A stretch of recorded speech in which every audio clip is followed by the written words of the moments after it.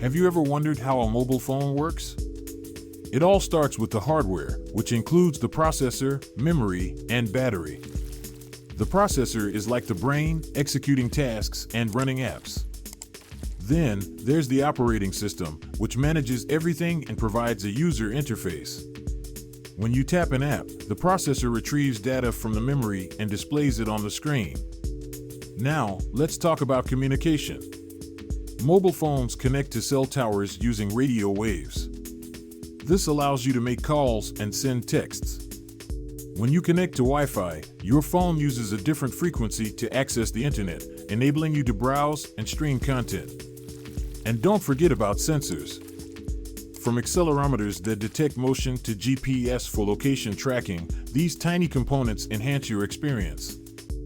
So, next time you pick up your phone, remember the incredible technology working behind the scenes to keep you connected and informed.